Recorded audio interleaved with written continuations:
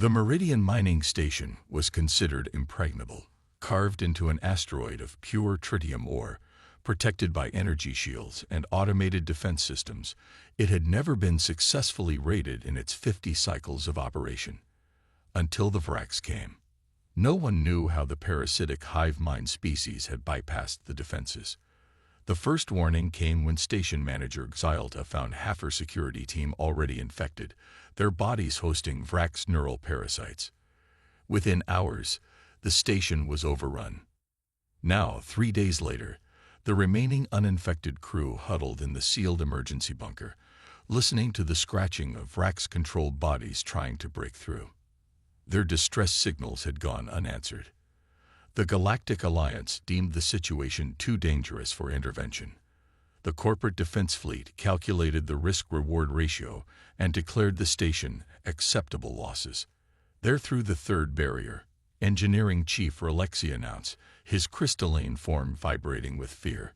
2 hours at most before they reach us. Station Manager Xylta looked at her crew. 37 survivors from 6 different species, all facing either death or a fate worse than death. The Vrax didn't kill their hosts. They kept them conscious but helpless as passengers in their own bodies, aware of everything their infected forms were forced to do. That's when the station's AI announced, "Unknown vessels approaching. Warning. Human signatures detected."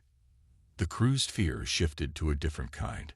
Humans were newcomers to the galactic community, barely 2 centuries into space travel. They were known for their unpredictability, their violence, their terrifying capacity for what they called adaptive problem-solving. Most civilized species avoided them.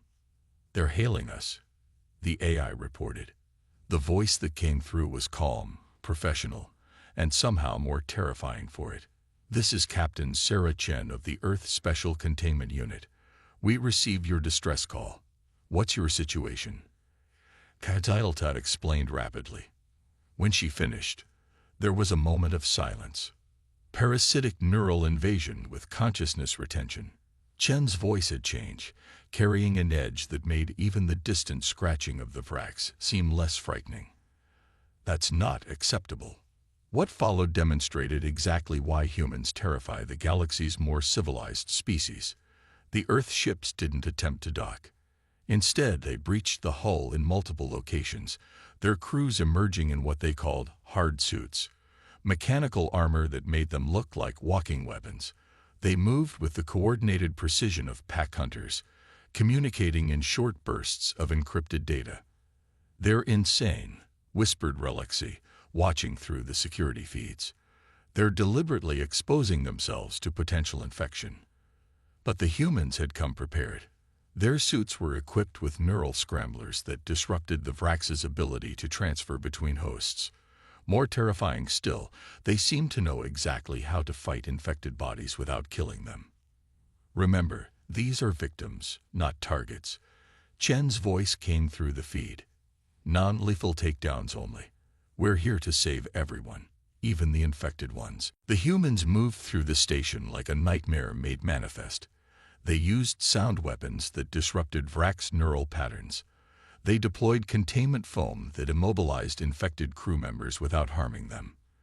Their medical teams followed behind, using targeted electromagnetic pulses to stun the parasites and extract them safely from their hosts. Most terrifying of all was their efficiency. There was no hesitation, no doubt, no fear. They had clearly trained for scenarios exactly like this, had developed protocols and technologies specifically designed to handle parasitic neural invasion. "How?" Xylta asked Chen later, as the humans worked to rehabilitate the freed crew members. "How did you know what to do?" Chen's smile was gentle, but her eyes remained hard. "Because we've spent our entire history imagining the worst things that could happen, and then figuring out how to fight them. Other species call it paranoia. We call it preparation." She gestured to her team. "Every terrifying thing about humans exists for a reason. We're aggressive because we evolved as protectors. We're paranoid because it keeps us ready. We're violent because sometimes that's what it takes to save lives." One of the freed crew members, still shaking from their ordeal, spoke up, but the Galactic Alliance said the situation was impossible, that no one could save us without becoming infected themselves. Yeah, we get that a lot, Chen replied. But humans have a long history of doing impossible things to save lives. We're terrifying because we have to be. The universe is full of horrors, and someone needs to be ready to fight them. The station's AI would later note in its records that the human operation had achieved a 100% survival rate. Every crew member saved, every parasite contained, all with 0 casualties on any side. The report was filed with a new addendum. When facing parasitic neural invasion, recommend immediate contact with humans. Their terrifying efficiency is, in this case, optimal.